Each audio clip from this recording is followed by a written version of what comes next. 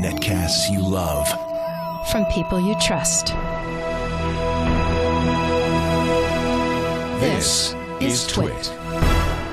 Bandwidth for frame rate is provided by CacheFly at CacheFly.com.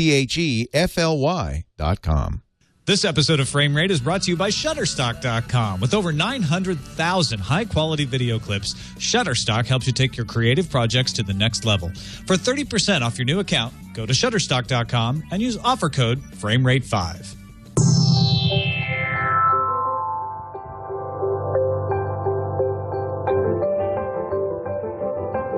All right. Miss, it's Spock! Whoa. Oh, God! Sir, it's Spock. Do you care? Not really. Okay, all right, okay. Let's keep going. No one cares. No one cares. God, look, now there's no one even on the street. They heard you were here. They all left. Miss, it's Spock. Do you care? It's Spock. Okay, wow. Not pleasant. Wasn't a pleasant exchange. Oh, sir, it's Spock. It's Spock. It's Spock from Star Trek. It's not Spock. Okay, he said it's not Spock. It's not Spock, he said. Oh. Sir, it's Spock. How you doing? Good. How are you? Good. Nice to meet you. Big fan. Yeah. We got someone. Yeah. You care about Spock. Yeah. Well, I liked him on Heroes too. Oh God! Come on. Let's go.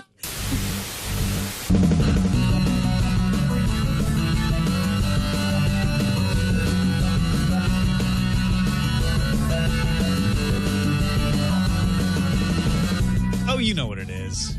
It's Frame Rate. Pretend like you don't know. Welcome to Frame Rate, episode 125. I'm Tom Merritt. Hey, I'm Brian Brushwood. And you know who that was? That was Spock. That was Spock. That wasn't Spock. That was Billy on Heroes. the Street.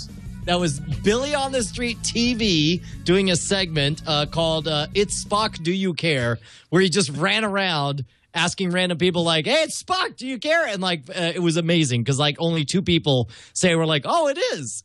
And then there was that one guy who was like, that's not Spock. That was my favorite part of that. Quinto. He only plays Spock. That's actually not Spock. It's a good, and it's in his defense, it is a legitimate point. It wasn't actually. Or do you think he means no? Only Leonard Nimoy is Spock. Maybe he was offering a deep commentary on Zachary Quinto's performance of Spock, which we'll talk about since both of us watched Star Trek Into Darkness. But first, we got to introduce our guest, right? Welcome to the show, Shannon Morse, a.k.a. Snubs from hack5.org. And, of course, This Week in Tech, where she helps out on Before You Pretty much make Before You Buy happen. Not help out. We don't have any products if it's not for you. So there you go. It's true. It would completely combust if I wasn't there for it. It would implode. I do Before You Buy. Hey, welcome. How's it going, Shannon? It's going good. How are you? Thanks for joining us today. It's good. And before the show, I made sure to ask Shannon. I was like, so you read the doc? And she's like, I took a look. I'm ready to talk about whatever you got. So I guess that's her way of saying stop talking and jump right into the big story. The big story.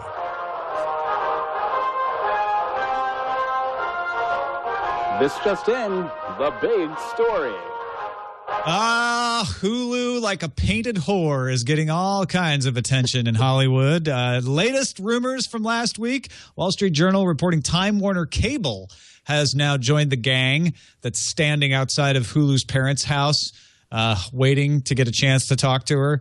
And also now Reuters reporting today, DirecTV is kicking the tires, to change the metaphor. Man, and thinking this about is tough making an offer. because it's like if your mom's going to marry someone, would you rather it be the drunk or the pedophile? Like, I mean, it's like which one of the old media stalwarts? Wait, which one's the drunk and which one's the pedophile? It does whatever. They're interchangeable. They're both creepy, and I don't want my mom being touched by either of them. That's the answer right there.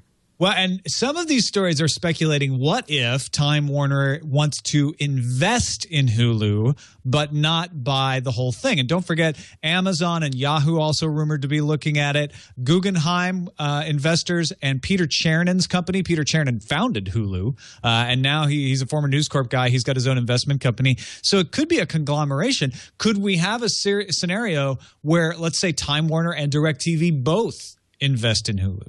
Well, so here's the problem, and I don't know if there gets to a point where enough people invest in it that it can actually make its own decisions. But the problem with Hulu right now is that it was the solution that was built to fail, that was owned by old media, that didn't. It was just an excuse to say that they had something besides YouTube to send people to. But now it's so wildly popular, and of course under Jason Kilar made so many smart decisions that you have this problem where it's like, well, where does it go? It's limited. It's hamstrung by old media. And I'm bummed to hear that the people interested in buying it, like they want to be bought so they can be free to do their thing. But the people who are interested in buying are more old media. Well, there's Amazon and Yahoo in there too. Yeah, no, I mean, yes, and as we've talked about before, but certainly this latest round of people who say they're interested does not inspire confidence.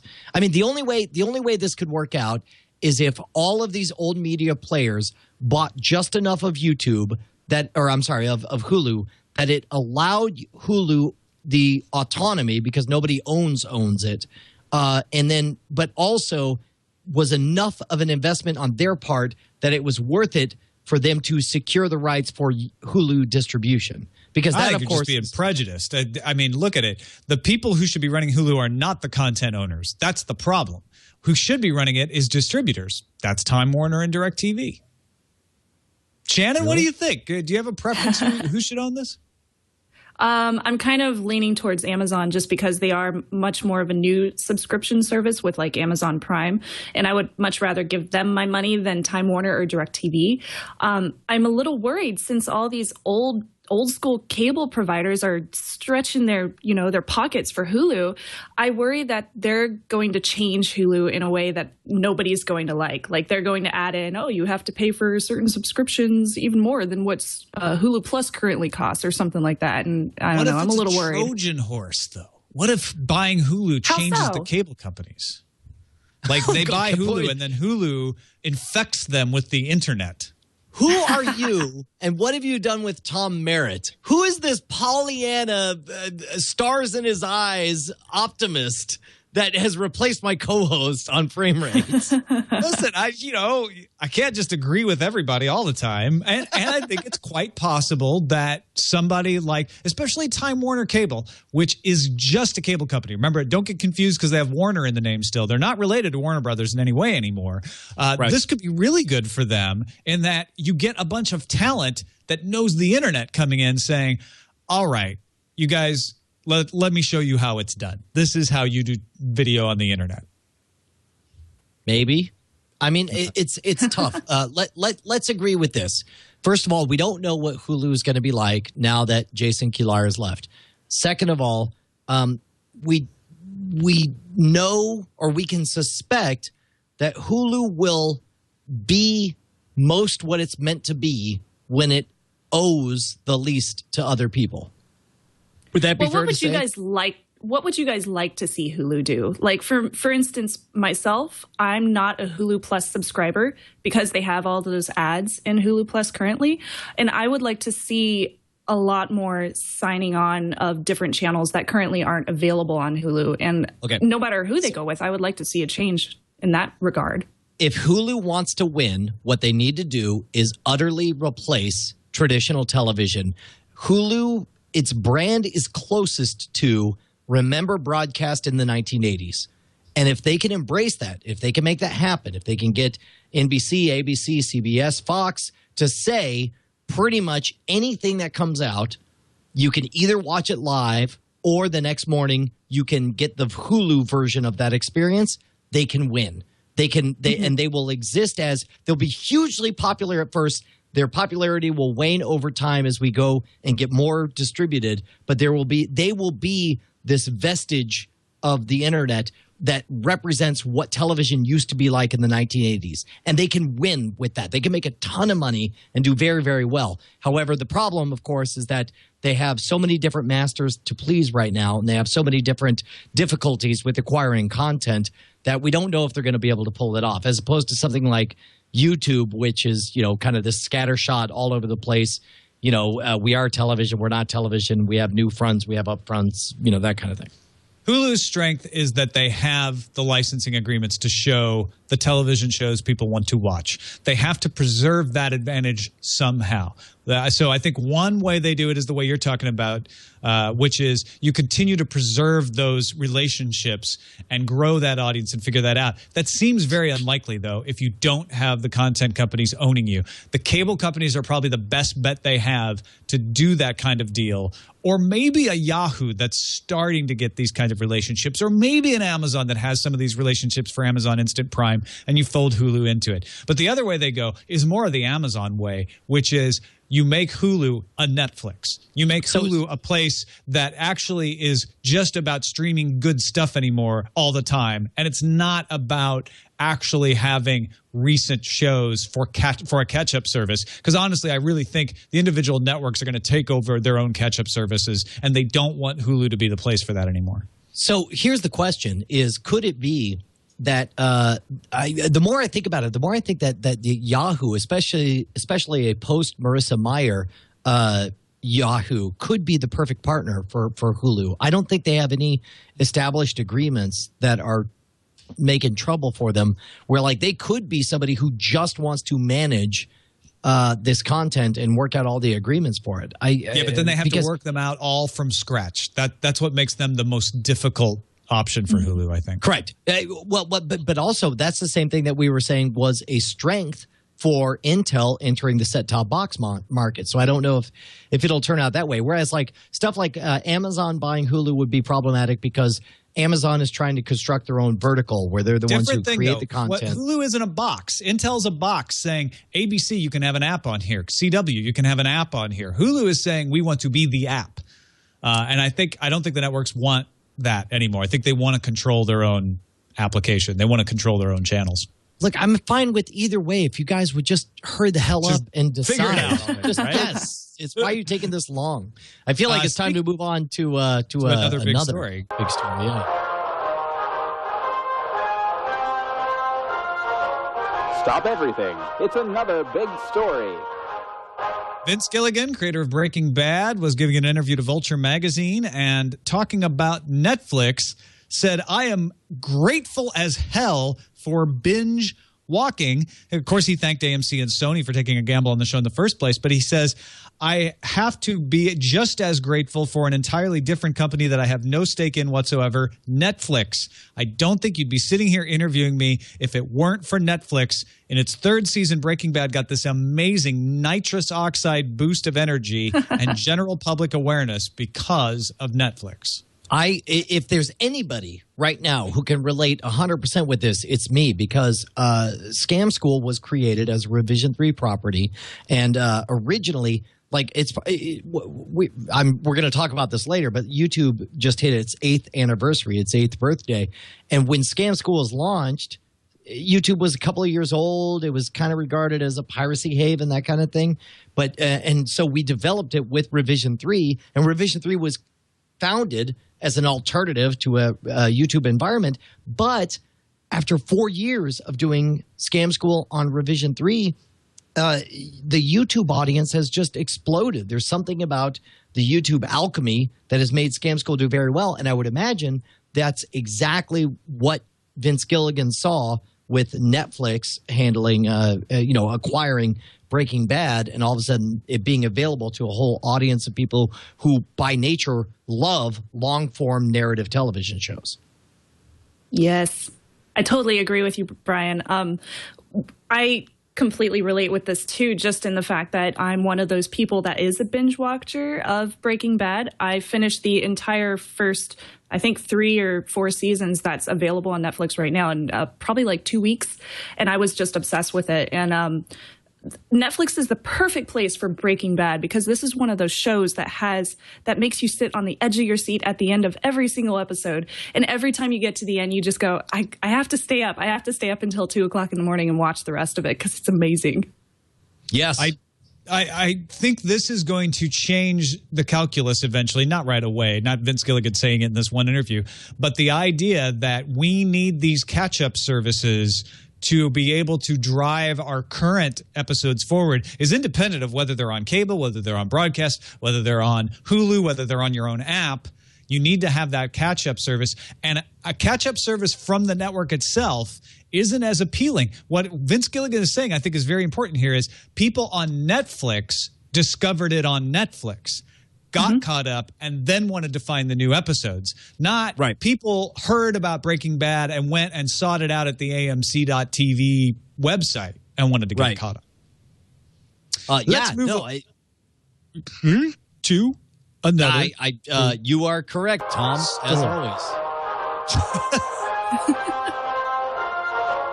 Tuck in your bootstraps. It's yet another big story. Man, I don't know about you, Tom, but I think that may have been the smoothest transition we've ever had in the history of Frame Rate. That was very well done. It was like you didn't even know it was happening. I certainly didn't know whether it was going to happen. In fact, new policy. From now on, whenever we're done with one story, you and I will exchange, and then something will play, and then we'll go on to the next play. This big story has an implication for esports, for people who like to watch esports, for things like Twitch.tv. It has to do with YouTube, but essentially Nintendo went and filed all their gameplay intellectual property with YouTube's Content ID system. If you don't know YouTube's Content ID system, it's the one that says, I, as a content creator, an NBC, or in this case, a Nintendo, can go say, this is my footage, file it in Content ID, and anytime the YouTube robot finds a match for that footage, it flags it. Then I, as the content owner, can say, you can let that go. That's fine. I don't mind. Or you can let that go, but I want to put ads on it. Or stop that from being shown. I own that, and I don't want anyone else to show it. What happened with Nintendo, they filed their Content ID, and then for some reason, whether it's because that's the default option or they weren't thinking very thoroughly about it, they blocked all footage of Nintendo gameplay on YouTube. A couple of people got upset about it. Nintendo changed their mind, said, okay, wait a minute. We're not going to block all of it. We'll just monetize it. We'll put ads on it. We'll get the money for the ads, but you can still have your gameplay footage on there. A lot of people still upset with that because they're saying, look, we're doing gameplay here. This is a fair use of what is not we're not arguing it's not your intellectual property, but that's how esports is done. Right. So here is the this is a big story, and I know that before the show, you and I went back and forth about whether or not this was going to derail us or not. So I'll try to keep my point short. I think this is an extraordinarily important story because this is the canary in a coal mine that says that we may be looking at a sea change in what could have been and may still be an emerging a whole genre that of entertainment that could happen. I personally, full disclosure, one of my favorite things to do is to play video games and live stream them and share my take on the experience as it goes through. The question is a video game a commodity, a toy, of a physical thing that you could pick up and throw into a movie and do whatever you want with, or is it closer to a piece of music or a music video or whatever where you own the entire thing? And up until this point, I have felt like video game companies have done a very difficult but very smart thing and decide that there is a greater benefit to make a cultural phenomenon out of having other people invest time and effort to watch other people play video games to build up their property. But unfortunately, this is a significant move that Nintendo would develop, that they would become a partner just so they could shut down streams and videos of people. Now, keep in mind, right now, what they want to shut down is like, well, we don't want somebody who might have bought Luigi's Mansion to instead sit and watch a playthrough of Luigi's Mansion and feel like they pretty much got the experience. So we're going to shut that down. But they don't realize that what they're really doing is they are shutting down all the parodies, all the remixes, all of those cultural mashups that we would never have seen without it. The insights, the 21st century version of Red Letter Media reviews. Like, they're shutting all of that down with this move. And I would encourage, video games is the one place that we've seen sensible, cautionary policy up until this point.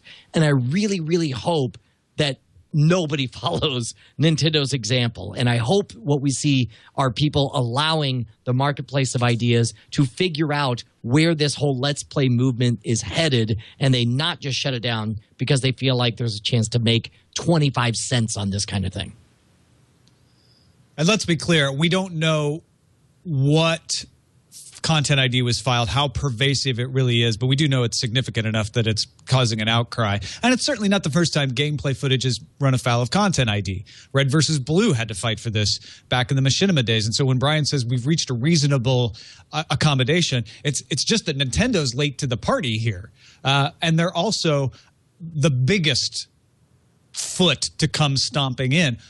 Maybe what will happen here is Nintendo will learn the same lessons that everybody else did, which is, oh, okay, you know what? Blizzard learned it's okay to let the machinima for Warcraft happen because that helps Warcraft. All of the other game studios figured out the same thing. And hopefully that's all this is just another one of those eruptions along the way to figuring it out. But I think it also points out that copyright law in the internet age needs entire reform. They're actually starting to hold some hearings about that in Congress with people who are like, yeah, it needs to be written again from the ground up, taking into consideration what's actually happening in the marketplace. And of course, Congress is ignoring them. So that's probably not where that's going to happen. So real quick, people in the chat room are taking me to task saying like, well, what about in this experience? Like, I watched you play through all of Portal 2 and then I didn't end up buying it. But my position is universally that all of this should be completely unlocked and people should be able to do whatever they want with their video games, whether it's to provide running commentary on the quality of something, tell your own story with it, or there is a significant dollar value between watching a random stranger play through Luigi's Mansion versus a person that you know and feel a personal connection to because they're a celebrity, your favorite celebrity playing that particular game. And I feel like in general, as much as we can possibly, for whatever reason, we've entered an area up until this point where playing games has been off limits for this ridiculous content shutdown manifesto world that we live in. Let's just preserve that world as long as we can before we enter the stupid everybody owns everything and nobody can do nothing hamstringing that we're going to end up with. And plus, it's very important, I think, when you're saying like, yeah, but if somebody puts up Luigi's Mansion playthrough, then that spoils it for me. Spoilers are not against the law. You might hate them, but somebody printing up the instructions for a walkthrough to Luigi's Mansion is not against the law. So just having the video show you how to play the game is not what's at stake here. What's at stake here is I have used the images that are owned by Nintendo to show something. It's not what they're showing. It's not the purpose for which they are showing. It's the things they are showing, right? Right. So even if you're like, Brian shouldn't do this because it spoils Portal, that's neither here nor irrelevant. There. What the question is, shouldn't watch it. Exactly. When Brian's showing you Portal, is it okay for him to show you Portal, even though he doesn't own the intellectual property to Portal? Yeah, over the course of several years, just growing up and playing all sorts of video games, one of the main things that I do before I purchase a game is I go online and I, check out my Twitter and see if my friends are talking about it, or I see if there are walkthroughs or some kind of, video review of it available online. And that is a deciding factor on whether or not I'm going to purchase that game. So if you make a good game, you should allow these kind of walkthroughs online because that, at least in my case, it makes me want to purchase the game even more. Well, and that certainly seems to be the case in the chat room right now. People are saying exactly that. The problem is, of course, the impulse is they're all like, this is our game and you're just showing it and now you're robbing us of a sale, which it's just flat out not true because if it's something not. explodes. Every time somebody plays it, it's a different experience every single time. Especially if you have an open world like Skyrim does. Every single person's experience is completely different. So whether you're watching a walkthrough or not, you might run into a dragon. Yep. Yeah. Yep. No, 100%. And the question there, it doesn't matter whether someone's making money showing off the video or not. That's actually pretty irrelevant as far as fair use is concerned. Are they undermining the market, right? So if it were shown that, hey, putting these playthrough videos up here actually reduce sales, then that would be a perfectly legitimate reason for Nintendo to say this violates our copyright. But if you say, wait a minute, putting up these playthrough videos actually increased your sales, then you have a defense in court. Problem is, How many of you can afford to go to court to defend your fair use right to put up playthrough videos? Absolutely. And before we wrap up, let me just say, like, people are like, why are you even worried about this? This is a small test case. They're just barely putting a toe in the water. How people respond to the toe in the water will determine Nintendo's future actions. So personally, I'm not going to speak for the show. I'm not going to speak for you guys, but I hope there is a giant uproar and a major negative backlash to Nintendo as they try to squash the one segment where there's really exciting legal innovation in content creation. If you like Machinima is one of the biggest channels because what they've done is they recognized an underserved market. And now, just because people realize that there's a bigger market, it bums me out to hear that Nintendo wants to be, the first to shut this crap down. And that really pisses me off. They wouldn't be the first, but they'd certainly be the biggest anyway. Right. And I think Nintendo's backpedaling really fast. Like, when we're not trying to shut anything down. We love this stuff. We just, we're going to have some ads run on it. And that we love that this stuff. We just want to reserve the right to shut it down at any time. Right, Clearly, exactly. That's it's like, the way okay, maybe you have an argument to make some money off it, but if it's my fair use show commenting on the video that I want to make money off, now it's a problem. Correct. Let's take a quick break and thank our sponsor, Shutterstock.com. They help you avoid a lot of these issues by providing you royalty-free video for your video project. If it doesn't involve capturing your own video gameplay, maybe it involves like needing some stock footage, maybe a cloud scene, some helicopter shots, something like that, whether it's for your website, a publication, an advertisement, a commercial. You can choose from over 900,000 high-quality stock video clips, not just 2D stuff. They have 3D stuff. They have animation and motion graphics. They might even have Animotion on there. I haven't checked for that. That's where animals start crying. It's Animotion. Right. Like, if you need an elephant crying, Animotion will be the future of that. It's my obsession. They have clips in a variety of digital formats. Most come in HD. Many contributors are professional filmmakers and animators, so this is high-quality stuff. And not only that, but they review each video individually for content. They look at it and go, wait a minute, this is good. Okay, we're putting it in. And they still add over 10,000 video clips each week, giving you the video content you need. The search tools are out insane. You can search by emotion, by resolution, by contributor, then save your assets to a clip box, access them anytime. They also have a huge image library, vector graphics, icons, infographic templates. You might need that for your video project too. You can choose between individual clips. Sorry to interrupt, but I just got this telegraph. Somebody just wrote, I get it. This is great. I'm a media creator, and I want to make Shutterstock happen and make money for me. However, I want to make sure that frame rate gets a buck out of it. Is there any kind of, special deal where we could get you credit and get me a discount? Well, okay, I was just about to explain the pricing, and so that's an interesting point because you can choose between individual clips or video packs, and you can download clips in whatever resolution you want, HD or standard definition, but you don't have to pay anything to try it out, even if you're not a frame rate listener, okay? What? No credit card needed. Just start an account. Begin using Shutterstock.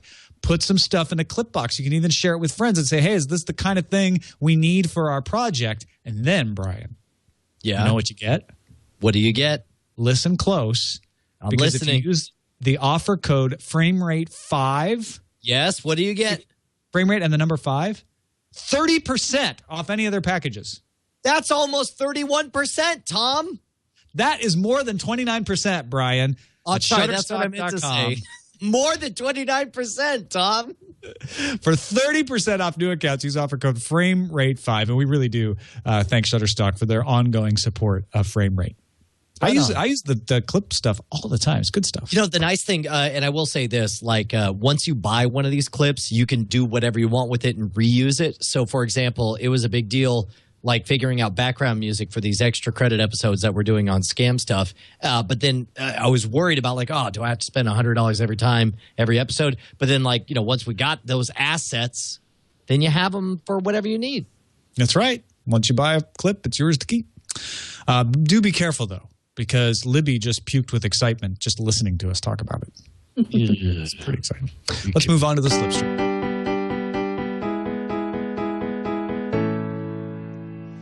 Apple TV is adding a new app, and it's very interesting. It's the CW. Thankfully, those who watch Vampire Diaries, I don't know, maybe hosts of Bite Club show, will be able to stream those episodes on their Apple TV, Shannon.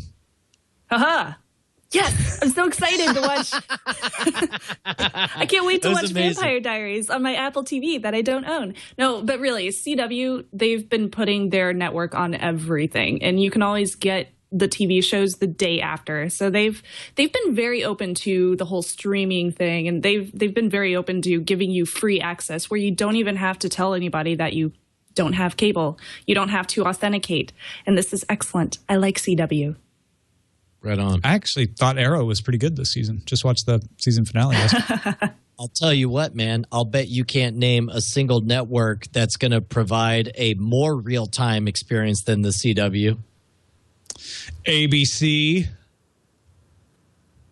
Wait, that's not the next story. No, TBS? I see what I did there? ABC already has a live streaming app. Got it. Plan. That was crazy. It took me a second. Well, there are two more, Tom, besides ABC. I thought there was a total breakdown of communication between us right now. I guess TNT and TBS 24/7 live streaming. Now, so you're saying ABC already does this? And we talked about it last week. I know. They announced it. They haven't started it yet, but it's the same deal, which is authentication, right? You authenticate that you are a cable subscriber, and then you can get the live stream of ABC on the ABC app or TBS and TNT in this case. Yeah. Not a fan of the authentication. The grilling on the HBO Go experience. I don't know what it is, but for whatever reason, the HBO Go app or desktop experience, it can't remember that it's me. So every time it just greets me with suspicion. And they're like, you supposed to be here, buddy? You got a cable provider? Who's your cable provider? Somebody?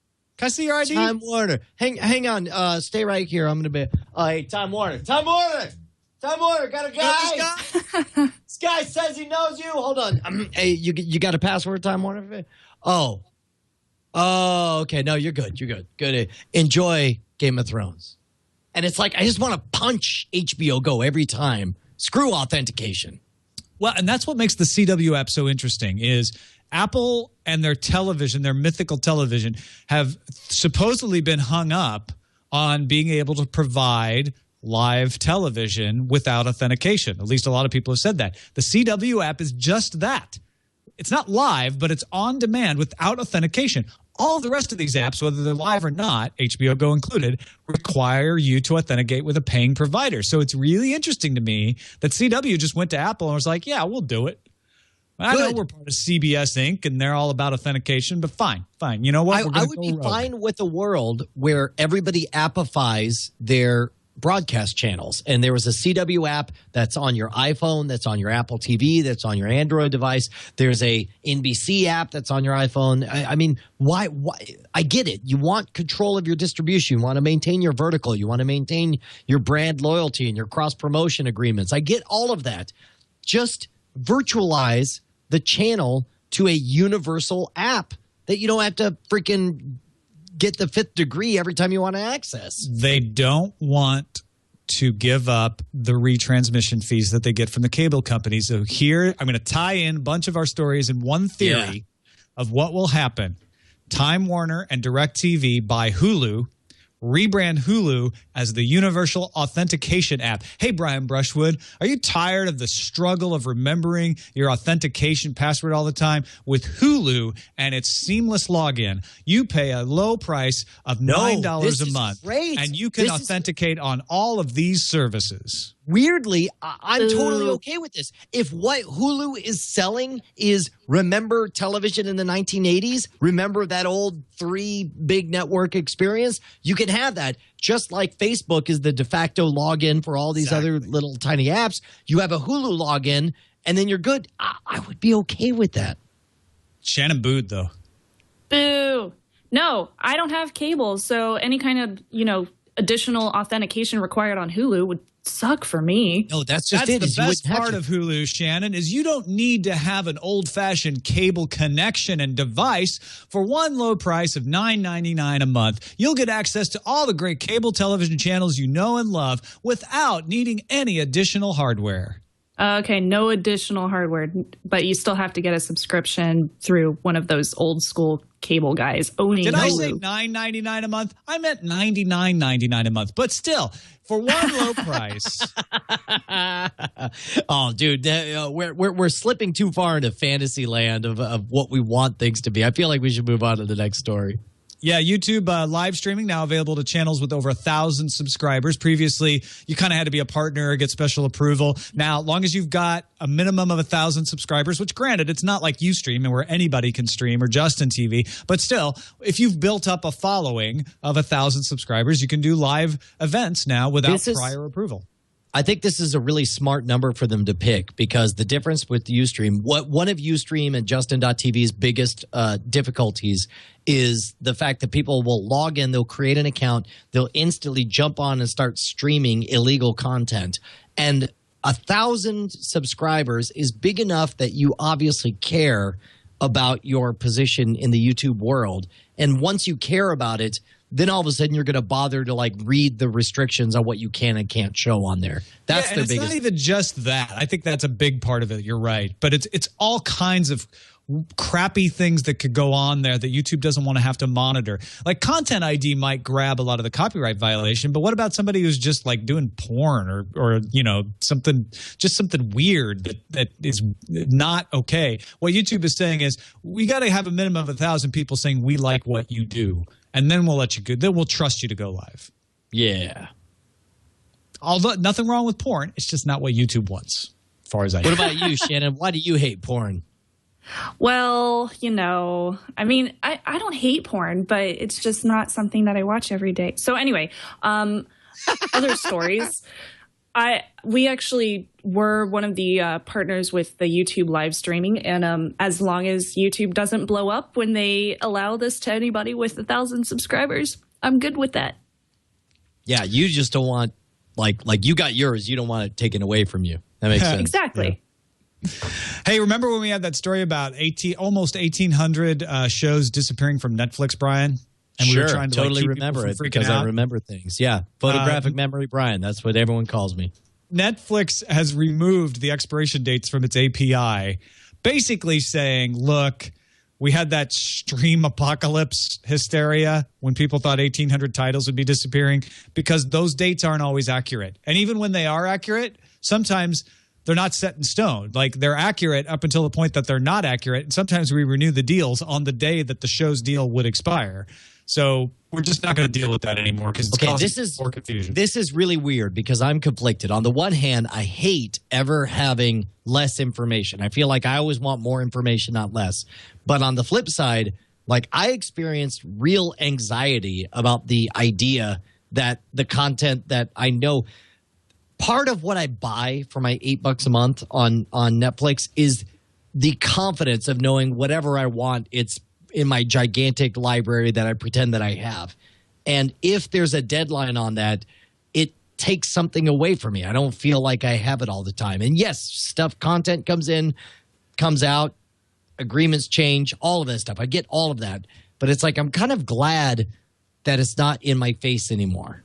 Which seems like a very un-Brian thing for me to say. I'm not. I'm very upset. Well, really? when I first read that title, I was like, sweet, no more expiration dates. Yeah, I'm going to be able to watch Dexter again and all this good stuff.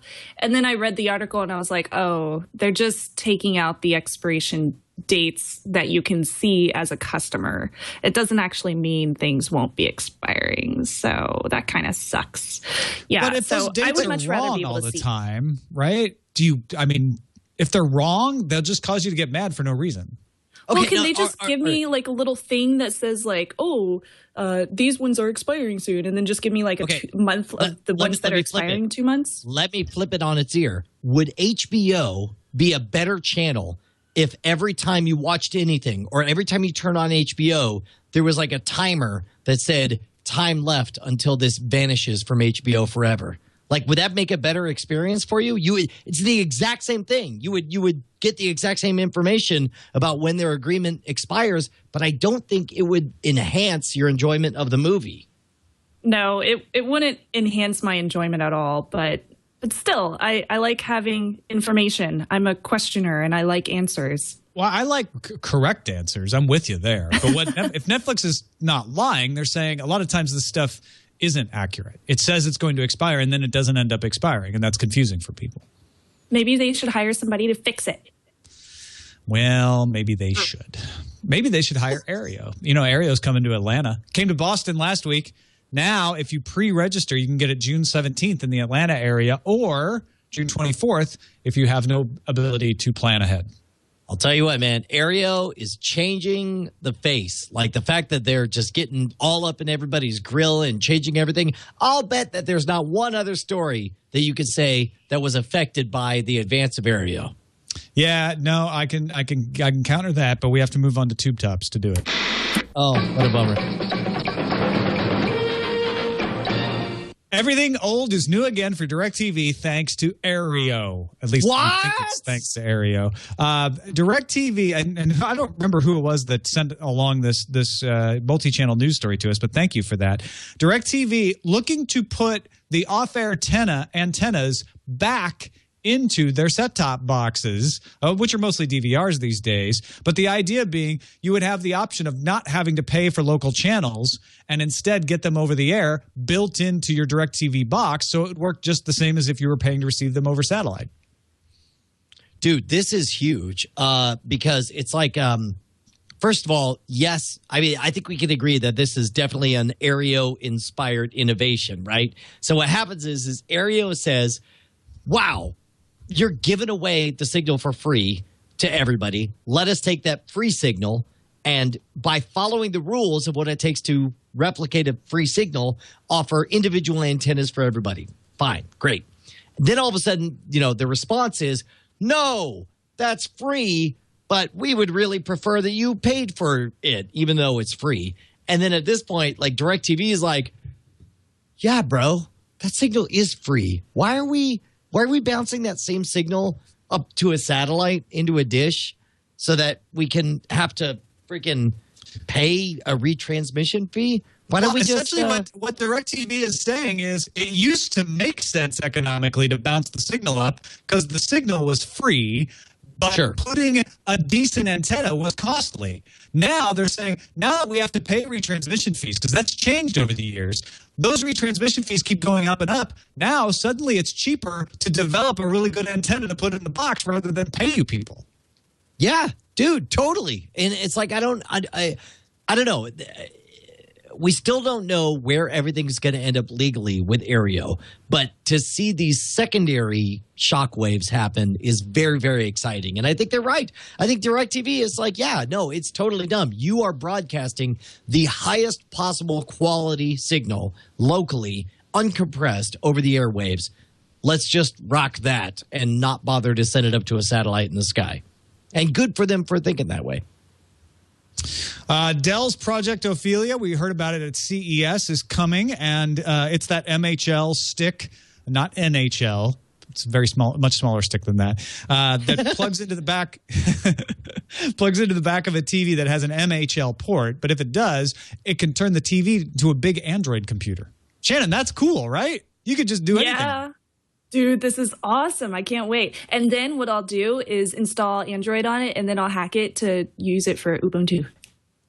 Actually, yeah, because it comes with Android already. So step one, yes, you're golden, and you just hack it to run Ubuntu.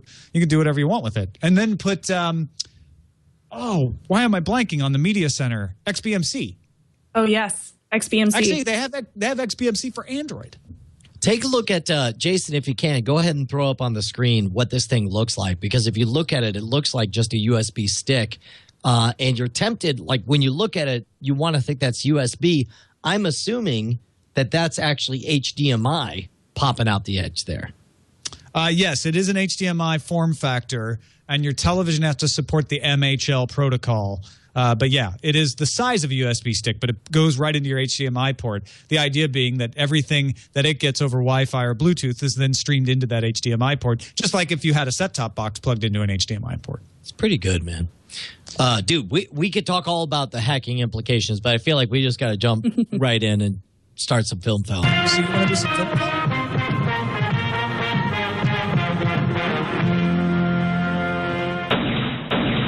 There's really not much in film found, Brian. I don't know why you're so in a hurry. I mean, Star Wars Rebels is a new series coming in 2014. What? And we might. It sounds like you said that there's a new Star Wars series coming to television that takes place back when Star Wars was freaking good, like right before A New Hope. This yeah, apparently it takes place right before New Hope. It's coming in fall 2014, and they're going to like animate the art of Ralph McQuarrie or something. Hold on. So you're saying that they'll take the style that we associate with the best episodes of Star Wars and make them 3D, place a world in which you have the Imperial regime bearing down. Like, basically, you're telling me there's a TV series that's about everything that we love about Star Wars with none of the stuff we hate coming soon? This is amazing.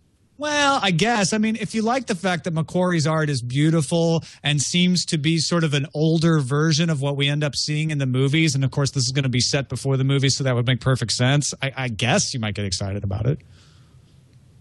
Just a little bit. Even more. I don't know if you like Simon Kinberg, but he's apparently the writer for it. I mean, he did X-Men, First Class, Sherlock Holmes, Mr. and Mrs. Smith. I don't know. Have you ever... Like, do you have any martial arts training? Because I do. If we were in the same room right now, I would be trying to punch you for talking the way you're talking, even as a joke. How did you do that? Yeah, also, Jonathan Rhys-Meyers rumored, according to Latino Review, to be cast for Star Wars Episode 7. I'm so okay with this.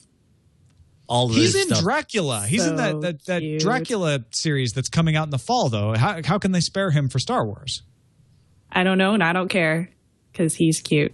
Shannon, I did an appearance on the Star Wars Report podcast where my commitment to Sparkle Motion was called into question. Like, it was like you know, do you really like Star Wars? You're very vocal about hating the prequels and so on.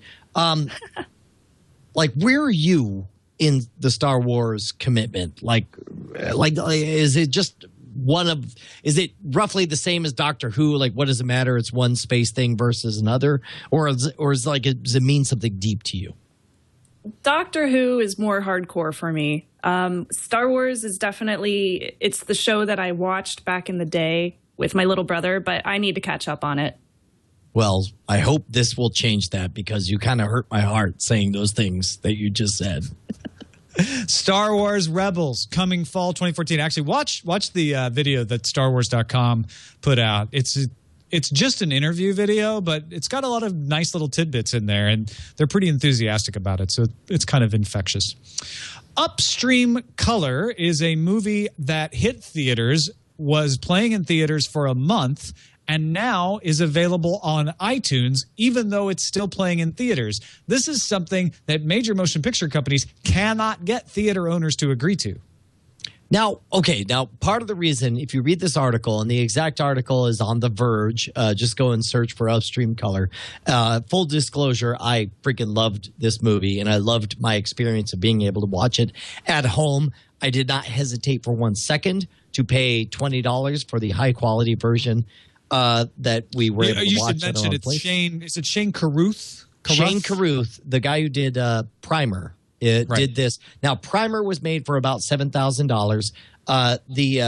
They have not disclosed how much money it took to make Upstream Color, but in this article on The Verge, they say that they suspect it's close to $100,000, and this does not look like a $100,000 movie. It is amazing. I loved it, and the longer I think about it, the more wrapped up I get in it. I love the acting in it. I love the idea of it being so far out there. It's uber dense. It's the kind of thing that you can see being noted to death in a traditional Hollywood environment. It is about two people who deal with it doesn't matter. Whatever I was about to say was going to be a spoiler, and I want to preserve it for you. It's an amazing movie, and the fact that they own everything, and the fact that they only spent, let's say, 6 figures to make this happen, puts them in an extraordinary position to set up a long-term stream of income from this thing. And it's like, I'm totally thrilled. It's a very internet. If you like frame rate, if nothing else, you will love what this movie means to the frame rate experience. And I hope that you guys will buy it at home. I think what's most interesting about this, they've grossed just below $500,000 in gross box office revenue, which if they only spent $100,000 means they've made money off of it probably, although you have to give a big cut of that to the theater owners. And they did it without signing a deal with Landmark Theaters, because the big theater chains say we will not do anything unless you give us a 90-day exclusive. Whether the movie stays in the theater for 90 days or not doesn't matter. 90-day exclusive for everything. And so what Upstream Colors said was, no, we're giving you a 30-day exclusive, and then it goes to iTunes because that's valuable to us. And Landmark, if you don't want to agree to that, then you don't have to run the movie. And they didn't. Landmark refused to run the movie, but they still made $500,000 just going to art studios and art theaters, who all said, look, we don't care if it's on iTunes or not. 30 days exclusive is plenty for us. We're going to run it once over a weekend. We're going to get people who want to see it in our theater because they love our theater, and then go do whatever you want with it. And like Brian said, now it exists in all of these areas. iTunes, it can exist on Netflix, it can exist in all of these independent areas for 20 or 30 years. And that's more important to Carruth than whether he had to give a 90-day exclusive or not. So let me say real quick, if I can take the advocacy position again, like I thought you already did. No. Wait, let me be clearer, because apparently I wasn't, according to the comments here. If what you like is high-quality content made in an unconventional way that is designed completely platform agnostic, they're doing everything right. And it's a good movie on top of everything. But specifically, doggone it, somebody said something, and then I can't remember how to respond to it. Yes. You were saying, Tom, Netflix or Amazon, iTunes, that I didn't do any of those. When you go to the site and you buy it, they stream it for you right there from the site instantly. And then also you could choose your level of download, whether it's anything from, up to, low res to 720p to full on 1080p Blu-ray style. On DRM? Yes, completely on DRM. That's brilliant. That's exactly what they should do. Make it available in every possible way that you would possibly want it. So if you're Brian and you want to have it unrestricted and just stream from the website, great. If you're an iTunes person who's like, I have to have it in iTunes because everything's in iTunes, you got that too. Dude. Yep. However you want. Let's talk Comedy Week is happening at YouTube, and talk about your full disclosure. My wife actually in charge of the YouTube LA aspect of Comedy Week, not the whole thing, but she's been working her little fingers to the bone on all of this. Yesterday was the big live streaming Comedy Week kickoff, which I just didn't like. Okay, so let's talk about this real quick. And first of all, let's make it very clear that you're not saying you don't like your wife, Eileen. You're saying that you didn't like the part that my wife directly worked on, I thought was really funny. Good. First of all, there's a billion things they're doing right by doing this. YouTube, it's one of its core strengths is comedy, and it's what does it say? Like 6 of its top 10 channels are comedy channels. So yes, you should have a comedy festival, and you should celebrate this thing. And in fact, is what you and I talked about before the show privileged, Tom? Can you say what they're getting ready to work on in a few months? I think, you know what? I think that's public knowledge, or I wouldn't know about it. I mean, there's kind of a standing rule in the House that I'm not supposed to know about anything that I can't talk about. Okay. So as far as I know, they're doing all kinds of these big type of events. And I know the Nerdist channel is planning something for later in the summer in cooperation. For instance, Comedy Week is in cooperation with the Jash channel, which is Sarah Silverman, Tim and Scott, Michael Cera, a bunch of comedians getting together to make their own channel. So the Nerdist has got a big geeky thing happening later this summer. Right. So the point is like they've acknowledged that one of their early strengths is comedy, and so they're trying to embrace that and go forward. This is a smart thing for them to do. We have talked about it on the show how as eye-rolling as award ceremonies might be, they are important to legitimize a new platform over an old platform. Likewise, the fact that they are celebrating YouTube celebrities who have made their name as being YouTube comedians is good. This is great. I'm sorry, Tim and Eric. I just had to fix that right away. That's fine. Whatever. Good old Tim and Scott. They're my favorite show. Tim Scott was a pitcher for the Astros in the 80s. Yes. And he had a hilarious show on Cartoon Network, if I remember correctly. The important thing is that they're making the right decision to do this. However, having watched it, and I've only watched like a couple of things, man, is it self-congratulatory and like, man, like I wish there was a joke beyond, look, it's Freddie Wong, because like Freddie Wong is famous for being Freddie Wong, and here he is. And here's the thing. I felt like the problem with the live show yesterday was the opposite. It was, here's big name stand-up guy. Here's Norm Macdonald hosting our pre-show who doesn't really seem to understand what's going on here. Instead of celebrating the YouTube comedians. And they did some of that, and I thought that's where it worked better. But it is an interesting line to walk where the one you're talking about is hilarious to the big YouTube fans, right? Because they're like, it's Freddie Wong, OMG, right? But for those of us who are like, well, I know who Freddie Wong is, but I'm not a big fan, it doesn't have that same impact. So it's hard to translate from inside the bubble, I feel like. Yeah, it was very much, and in many ways, this seems like a rejection of what YouTube has done in the past, where it's like a year ago, YouTube announced all of their big investments on high quality production entertainment to, show how disruptive they are to cable television. And this year, it's very much turning all of that focus inward, where they're just like, well, we already know we have these hits, so let's just, show the hell out of these hits. Well, and this is produced by Jash. So Jash is very much about, we're no rules now because we're on YouTube and we can do whatever we want. And I feel like that's where that message is coming from. Obviously, it's got the influence of YouTube saying, hey, you should use these guys because they're really popular, et cetera, et cetera. But right. Yeah. I mean, it's going on all week. There'll be new stuff all week. So maybe there'll be more stuff that'll catch your eye. Shannon, have you watched any of it? No, I haven't, unfortunately, but I'm really looking forward to checking it out because I feel like a lot of the comedy that's on YouTube currently, I can really relate to, and it seems a lot more natural. So there you go. See, Shannon's probably more in the audience. It's just old farts like me and Brian that don't get it. Yeah, no, she's too young. Stop being so young, Shannon, please. God, I'm sorry. Oh, hurry up and get old so we can understand you. Will do.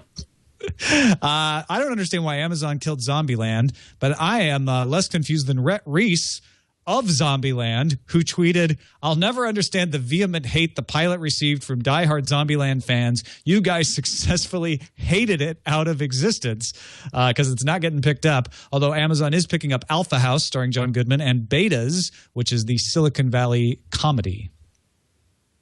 Yeah. Now, keep in mind, this That's is all not... you got, huh? Well, I mean, it's not the end-all, be-all of what might have been. They still may pick up. And to be honest, the only one of these that I watched was the Onion one, and I kind of would like to see that come back. But it's like if this is all they pick, then at least what we've seen was an extraordinarily honest version of the mid-season pilot phenomenon. And I'm kind of cool with the above boardness across, they're like, here's 12 episodes. Which do you like? Because guess what? Those will be the only ones that go anywhere. And then, based on that feedback, go on. Finally, what I think may be the best movie I see all summer. Not sure yet because I haven't seen it.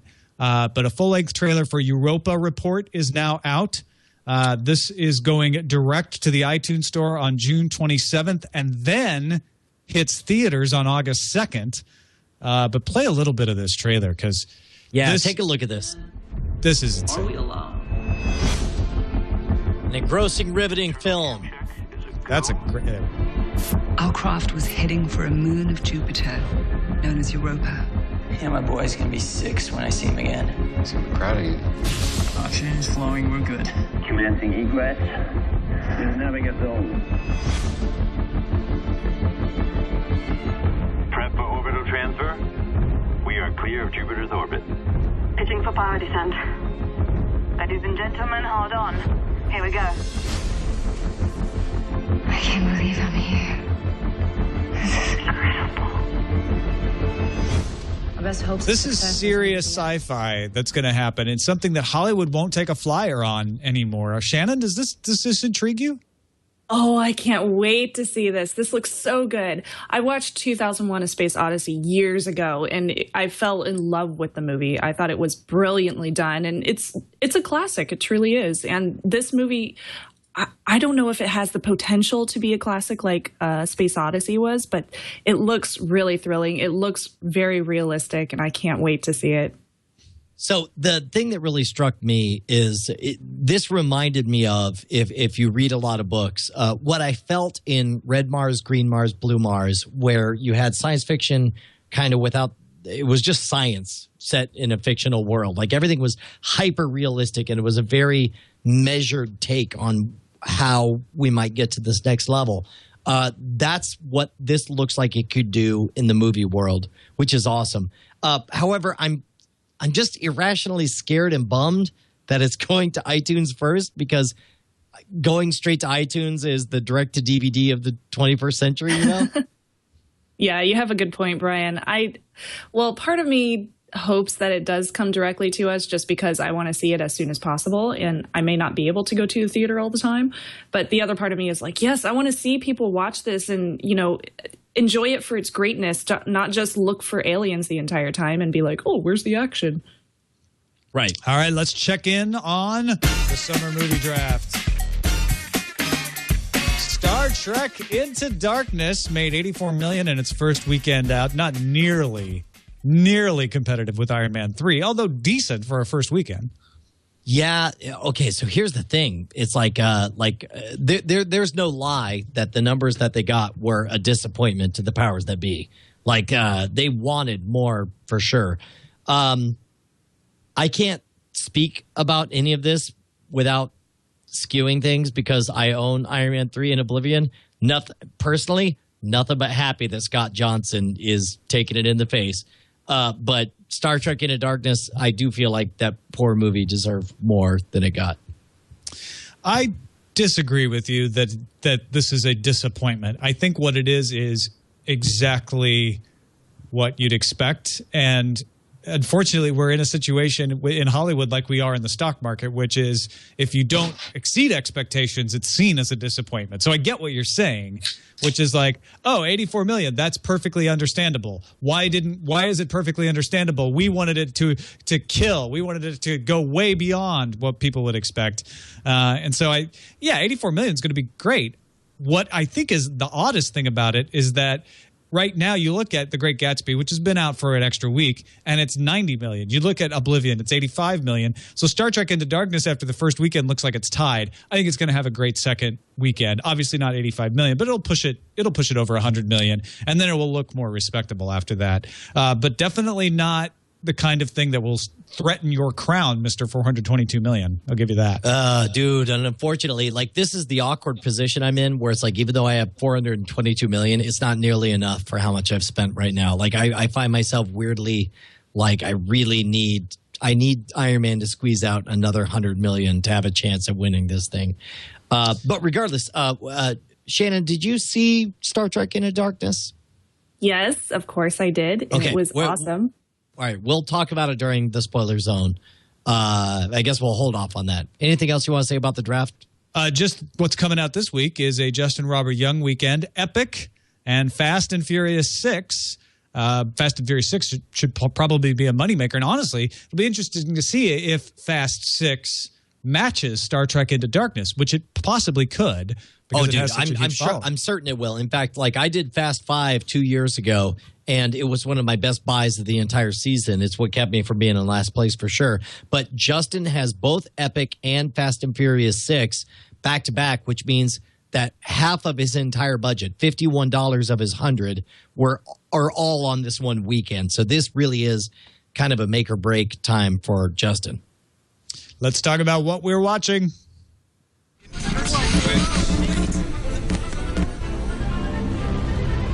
What we're watching. Well, Brian already spoiled the fact that you watched Star Trek Into Darkness, and we are going to talk about that in the spoiler zone. But any non-spoilery thoughts about that or anything else you're watching, Shannon? Yeah, sure. My name is Shannon, not you, Brian. So yeah, I am watching, I'm catching up on Mad Men and Doctor Who right now. I'm currently on season 2 of Mad Men in season 3 during David Tennant on Doctor Who, which I'm obsessed with. I'm also watching Castle, Bones, and Vampire Diaries. I'm all caught up with those. Have to watch Vampire Diaries for our vampire show, Fight Club show. Also, Game of Thrones, of course. Although I'm a couple of episodes behind on that one because I don't have HBO, so I do what I can.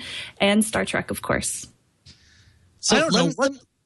Let me real quick. I want to say the non-spoilery part of my Star Trek experience, and maybe it's just me, but like all through Star Trek Into Darkness, I felt like I should be enjoying it more than I was, and they did everything. Let me state unequivocally, this is probably my fault. Somehow I watched it wrong. Or experienced it wrong or whatever, but they did everything right, and yet I never felt like I was inside that roller coaster. I felt like I was outside. Gee, I don't know. You spent the first month leading up to the release going like, I don't know if I'm going to like this very much. Everybody's talking about Star Wars. I don't know if this is going to live up to expectations. I can't imagine why you would have had that mindset. But I didn't go into it with that. I wanted to love it, and you did go into fan that with service. it, the fan service that they did was extraordinary. But the problem was every time you would have one of these revelations, I saw it coming 30 seconds in advance, and I was really bummed. Weirdly, I'm going to go watch it again tomorrow, and I suspect I'll like it much more tomorrow because there won't be any pretense of a mental chess match between me and the producers of it. And like the fact that I've already seen it. My one-line review that's non-spoilery, half amazing, half silly, almost stupid, all fun. And I'll save the rest of it for afterwards. Anything else? I guess that's the other thing. One more comment that's non-spoilery is everything up until Benedict Cumberbatch I thought was silly. The moment he shows up, electric from then on forward. It was amazing. I'm watching what else? Game of Thrones. We'll talk about in the spoiler zone. And last night, along with Ryan Connolly of Film Riot fame, we may have spent until 3 a.m. watching Red Letter Media reviews from Titanic, Avatar, and Kingdom of the Crystal Skull. They're just amazing. It's just the best thing. If you want perfect synthesis and awesome evaluations, you can't do better than Red Letter Media. They're amazing. I'm continuing to enjoy Defiance. I think it gets better pretty much every week. I thought Arrow wrapped up very strong. It got a little weak towards the end of the season, but I'm looking forward to season 2. Game of Thrones, Mad Men, obviously. Still, we'll talk about some of that in the spoiler zone. Doctor Who finale I watched twice. There are huge problems with the plot, and I didn't freaking care. It was a joyride. I loved every second of it. And I also started catching up on Warehouse 13. I'd fallen behind on that. And man, am I glad I did. I'm forgot how much I love those characters. And I'm really sad that they just announced that next season will be the last season for that show. But a good show nonetheless. Let's get a couple of feedbacks in before we squeeze into the spoiler zone. Back with Brian and Tom on Frame Rate, oh yeah. From John, listening to episode 124, says, I have to agree with Tom on Ender's Game. Spoiling the surprise from the very beginning alters the whole movie. I wonder if it is going to be like Will Smith's iRobot. To me, at least, it would have been a more enjoyable film if it had a different title. With a different title, the reference to the book would have given the film an added dimension. With the title, I just kept being annoyed. Clearly, the writers seem to have skimmed the cliff notes for Asimov's iRobot. On the other hand, could we be the victim of a company making the trailer spoiling the film? The Sixth Sense was kind of spoiled for me when the person at the video store told me there was a twist. I kept looking for where a twist might come, but since I always thought something, it just created a distraction. And what he says is a spoiler, so I'm not going to say it. The only way to know for sure is to see the film. Blade Runner wasn't Do Androids Dream of Electric Sheep, not to mention Total Recall wasn't We Can Remember It For You Wholesale. I thought those were extraordinary points. And I actually suspect he's 100% right. I think that, not that we haven't seen Ender's Game, so we don't know whether it deserves the title or not, but certainly I think iRobot would have been a better movie if it didn't set up the expectation that we were going to get a direct, translation of iRobot. Yeah, interesting thought. Maybe Ender's Game would have been the same, but then you want the marketing punch of Asimov's iRobot, Orson Scott Card's Ender's Game. Yeah, we got somebody, Ryan Murphy, wanted us to know about Love the Show and picked up some great tips on what to watch. I can't believe, however, that you haven't mentioned Rectify on the Sundance Channel. Anybody seen it? It's awesome. I have not seen it. Have you, Tom? Nope. Shannon? Nope. I don't know. Well, nope. We'll check it out. Hopefully it's available online. And then Mike wanted to know about video quality on YouTube. He says he's on Fios, has plenty of bandwidth. Sometimes videos lag. Sometimes they won't load at certain resolutions. There's buffering. I'm not paying a monthly sub for that kind of service. Also, YouTube TV apps perform even worse. That's where I want to watch. There are lots of good resources for this online. If you look for solve YouTube streaming problems, a lot of times the culprit is the Flash plugin on Chrome. If you switch to the Adobe Flash program and block the Chrome one, sometimes that helps. Sometimes the opposite is recommended, but it's usually the other way around.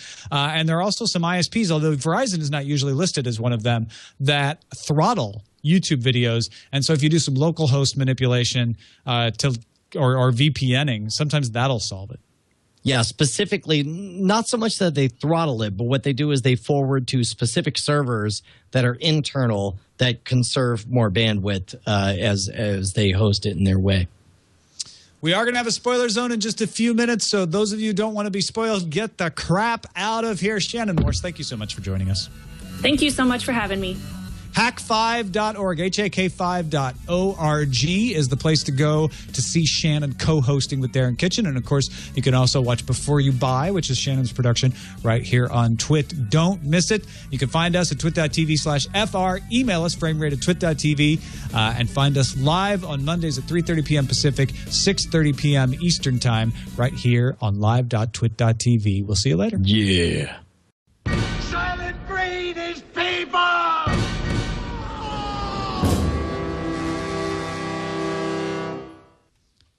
Ladies and gentlemen, this is the spoiler zone. What are we going to before?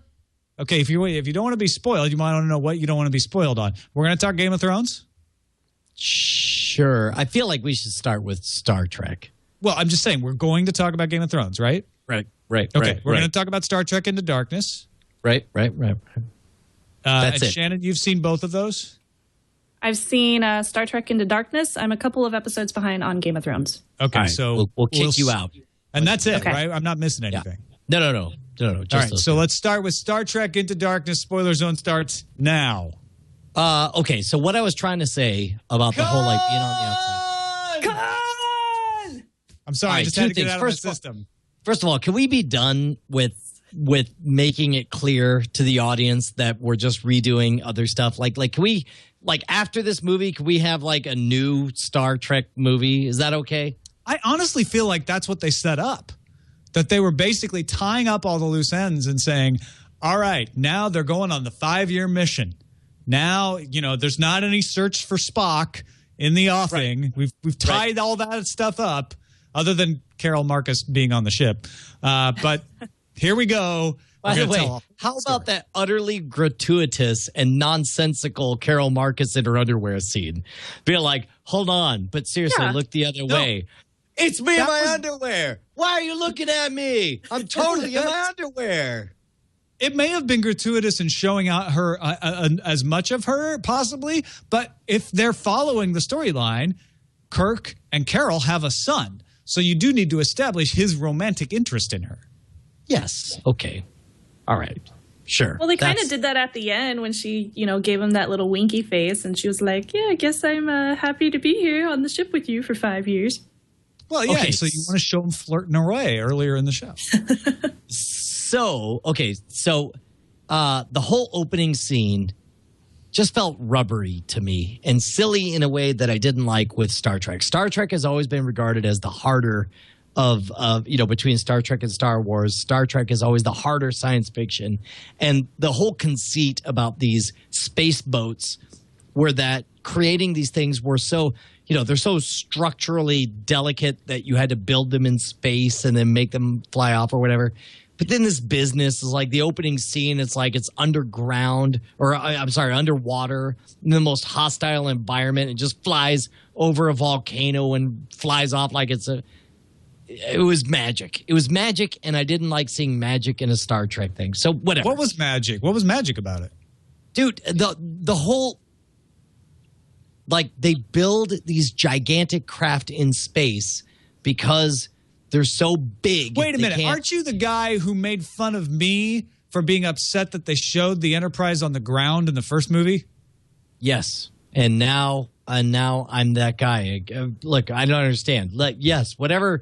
If you're accusing me of hypocrisy, you're probably right. How about that? I don't know what I'm accusing you of. Because it didn't bother. You know why it didn't bother me at all? Because they'd showed the Enterprise on the ground in the first movie. I was like, well, they got away with that. So sure, it can be in the bottom of the ocean. Why not? If it can be on the ground, it can be in the ocean. All right. If we're going to be like petty while we're at it, that oyster dude, friend of Scotty, can't put on that shirt. His head is too wide to fit through the hole that his shirt was on. Totally right. Maybe it's stretchy cotton. You can't. How do you know it's not stretchy cotton? Stretchy. You can't. No, he can't wear that. Okay, so here's the thing. Like at every moment, and now that we're in the spoiler zone, let me full on say, it was amazing that they kept it a secret that the bad guy was Khan. Like for folks like you and me, and I don't know if any of you guys saw it leaked somewhere else, but the fact that they could present the movie to us and make that an actual moment where you're like, holy crap balls, they did it. They pulled off. I remember everyone was saying Cumberbatch must be Khan. Look at this scene. This must be Khan. And then they came out and was like, his character's name is John Harrison. My character's name is John Harrison. And we bought it. It was a con job that was pulled on all of us. And it was the long con, and then we totally got fooled. And that was great, right? And it was like, that was absolutely amazing.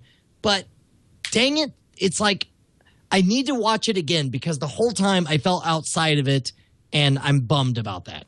I should have. Okay, here's Rich what it says was. IMDb called Cumberbatch Khan months ago. I didn't hear anything about that.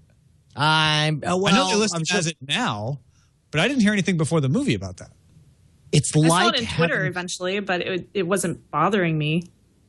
It's like having sex with a supermodel. You're like, you're perfect. You're everything I asked for. You're everything I thought I wanted. I'm like, why aren't you funny? I just want, why can't you be more like Bonnie, my wife? It's like, it's like there was something missed in that whole thing, is what I'm saying. I think you set yourself up for that, but maybe not. Maybe so. I'll be the first to admit. I'm going to go watch it again just to make sure. Because I watched it, and I had seen the first 9 minutes before The Hobbit. So I knew what was coming, and I still love seeing it again. I thought that was just a great, like, breakneck pace introduction. This is the crew out doing missions. I loved that. I thought it was tight. I thought Cumberbatch was threatening, and I thought everything was great until they got to the revelation that he's Khan. And I love that part. I was like, oh, my gosh, they totally played me. But after that, I felt like it got a little silly. And I kind of liked the silly in some ways because I'm like, you and I have inverse things. Like I thought it was silly up until that moment. That's like, crazy. This is a send up of Wrath of Khan, and I like what they're doing with it. I like the flip flop. I like Spock yelling Khan. Spock has the fight. Like this is interesting, but I didn't think it was good of a movie quick though, as it was in the first half. I thought the first half was tight and suspenseful and dramatic and interesting, and the second half was all fan service and fun as the first half was, but kind of silly. But here's what's great about the second half is they answered the biggest question. Because you remember as we watched the early, teasers and leaks or whatever, when we talked about like the idea of them riffing on the whole, somebody dying and up on the glass and so on. Like my question was, with the Wrath of Khan, the original, it was the culmination of like a 30-year friendship. So it meant an awful lot to have Spock die. I'm like, I can't see how they would do that with the fact that Spock and Kirk barely like each other by the end of the first movie. They actually handled it brilliantly because they reframed everything as this is not the culmination of a 30-year friendship. This is the realization that they're friends. This is the beginning of a 30-year friendship. And the fact that they did a great job of recasting all that. And I thought that was actually excellent. Shannon, it seems like Brian and I are kind of on opposite sides of the coin here for why we liked or disliked things. What about you? Well, unfortunately, I really don't remember Wrath of Khan because it was, so long ago, and I was such a little kid when I watched it the first and you haven't Screw ever that. It's only one of the greatest sci-fi movies of all time. Certainly the greatest submarine battle in all of sci-fi history. Go ahead. But so this was kind of like coming into it with kind of a new vision for me. So when I went to go see the movie, I didn't expect anything. I didn't, go in expecting any kind of relationships to evolve during the movie. So for me, it was just fun and games. I really enjoyed the humor throughout the movie. I really liked some of the throwbacks, like they had the little tribble, which was awesome. I love that. And just all the humor was really fun for me. And it was fun for the entire audience, too. It wasn't just me. Okay, real quick. Now, I mean, you, I assume, are a pretty good match for the savviness of most of the audience going to see this. One of the problems with the whole, did any of us buy, they spent 5 full minutes showing us Kirk becoming mature and sacrificing himself to save his ship. Yeah. Did any of us, for any amount of time, ever believe that he was actually dead? I mean, that's no. Did any of us not instantly think, oh, Khan's blood is magic, so I'm sure they'll do something with that? No. In fact, he's fine. I mean, it's Kirk, so. Yeah. There's that, right? But they also telegraphed it so far in advance, well, I'm going to inject this blood in the tribble and see what all the fuss is about. Yeah. All right, so Eileen and I turned to each other and went, Triple blood. Yep. It was no surprise at the end how they were going to save Kirk. It was just like, oh, yeah, they're going to use that. Okay, I already figured that one out. And I'm not the kind of person who usually gets surprise moments like that. So for me to figure that out, I was like, oh, yeah, that's pretty bad. Right. Yeah, I don't know. All right, look, you want to move on? Did you like or dislike the video, the FaceTime call to Nimoy from the Enterprise? It was okay, I guess. I mean, it was just kind of I think it was just a throwaway to have Nimoy in the movie, really. It was gratuitous. It was gratuitous, and it was unnecessary. I liked it in concept. I was like, oh, cool, we get to see Leonard again. I love the crossing. But I didn't feel like the scene itself had any value whatsoever. It didn't. Because he didn't give Spock an answer. So it's just like, well, I mean, he did. We just didn't see it. And presumably his answer was, we deceived him. And that's what mattered. Because that's what happened in the Wrath of Khan is they deceived him saying we're sending the code. And instead they took over the Reliant and, did the whole thing. So what you'll need to do is spend $2.99 to watch Wrath of Khan, Star Trek II. I'll tell you what, man. Here's the challenge. Let me offer this. Let me offer the frame rate challenge. Somewhere out there is somebody who saw this movie and liked it a lot. Whoever you are, I challenge you to go and watch The Wrath of Khan and write us at fr@twit.tv and give us an analysis of somebody from the outside just coming in, framerate@twit.tv. Just friggin' tell us which is better, full stop, from the outside. The original or this. Well done. Good challenge. I like that. Any last thoughts before we let you go, Shannon? Because we're going to move into Game of Thrones territory. We're going to talk the hell out of Game of Thrones. Oh, I hate you guys so much. I'm so jealous. Don't worry. Seriously. Okay. Did you Tyrion say turning into a no, seriously. Tyrion turning into a dinosaur. Was that like too much in that recent episode? I thought they telegraphed that early on with the dinosaur blood. Yeah, seriously. And to make him a velociraptor instead of a T-Rex, I thought was kind of, Why did it have to be a short velociraptor, too? I mean, he's a dinosaur now. Couldn't he be big? He's still going to lose from the dragons. Dinosaurs. All right, take care, Shannon. Great seeing you. Thank you so much for joining us. Thank you. Have a lovely day. Bye. All right. Okay. Let us know when it's safe. Game of Thrones currently being spoiled. Yes, it's safe. So audio listeners, you just got to forward to this point. We should have a sound for audio listeners who are like fast forwarding.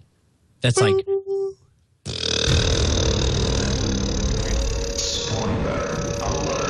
you go. That's the sound. Perfect.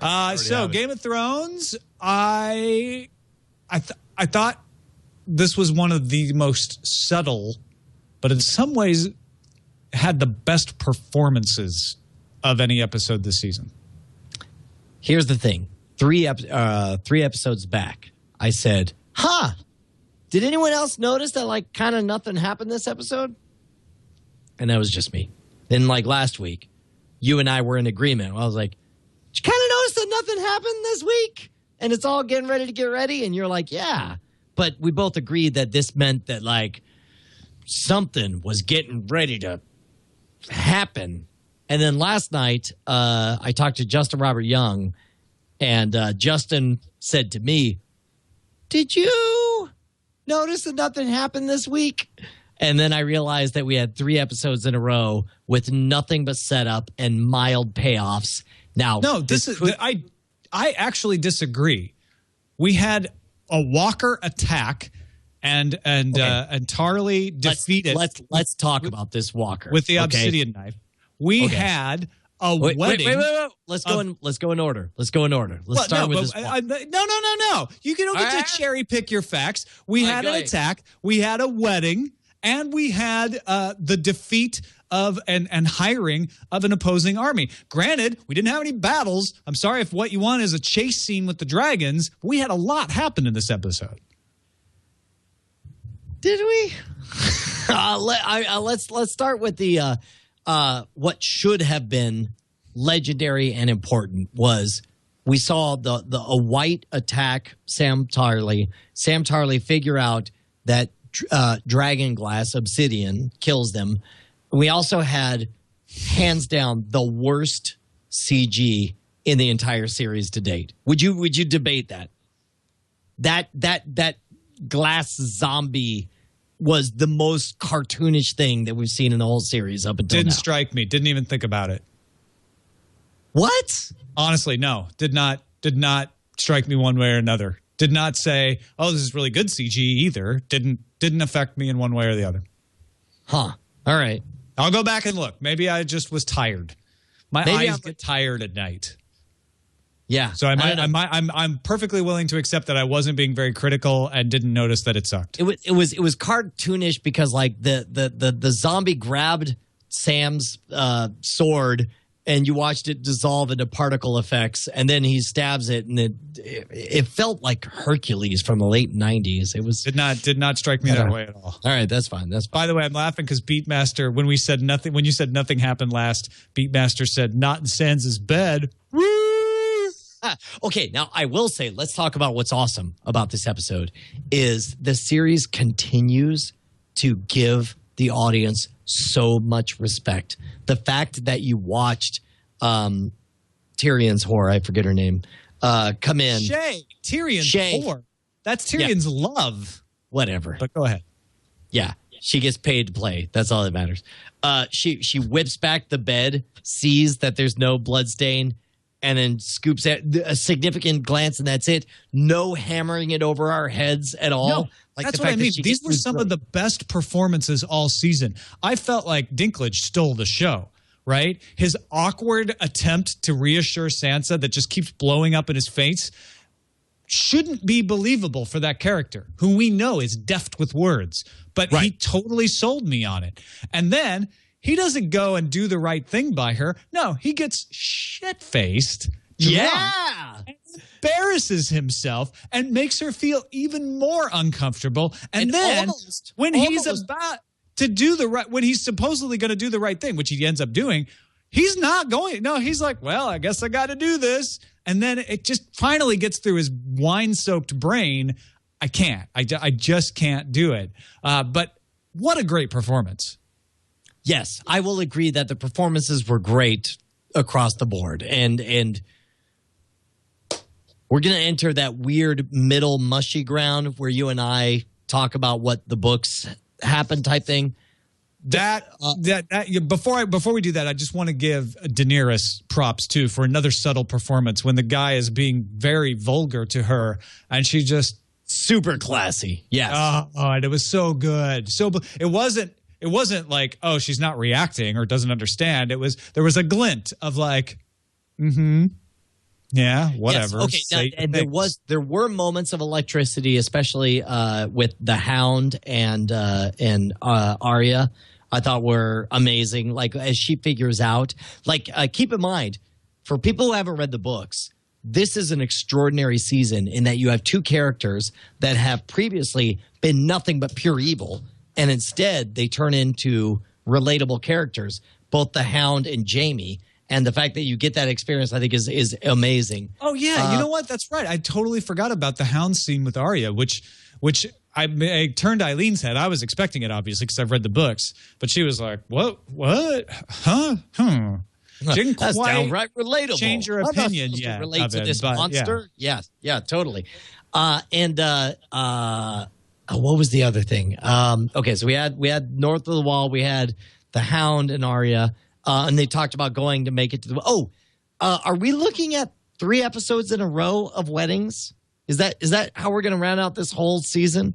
Good question. Because you have Edmure Tully. We had a wedding just now, right? And we have Edmure Tully's coming up at the Freys, right? But we should also be having Cersei's wedding, correct? Yeah. No. I'm thinking Joffrey's. Joffrey's wedding is how. So actually, there's 4 because Cersei didn't get married yet.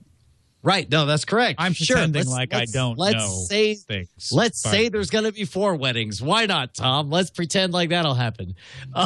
That's it's a spoiler. I'm trying, okay? I'm trying. Let's say there's 12 weddings and everybody gets married and they all live happily ever after. It's an amazing story. Look, it's wow, that sort of derailed everything. Look, I am still 100% on board. Every moment is electric and amazing.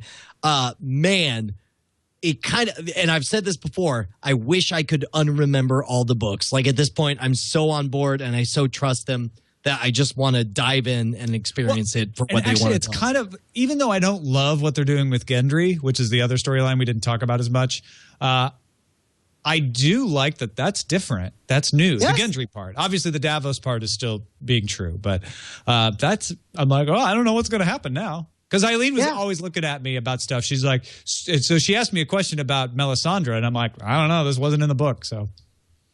Yeah, I believe I talked to Justin about this afterward, and the scene you saw with the leeches happened just with somebody else besides with a different character. I believe Gendry stayed with the Brothers Without Banners and just sort of ceased to be. They just folded Gendry into that character. Yeah. Yes. Yeah. Last we hear, Gendry's like making weapons or something, right? Yeah. I don't know. Yeah, that seems like something Gendry would do. Always making weapons like Gendry. Gendry with his blacksmithing. Always smithing black things. It's totally smith. Like swords.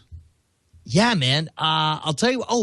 We also saw Davos Seaworth working on his reading, learning. Oh, that was cool. I liked that. That was, I thought, really good. I get what you're saying in all seriousness, that not a lot happened, but a lot happened. It just wasn't like the things that we know could happen. And will happen, and then they'll be amazing when they do it or whatever.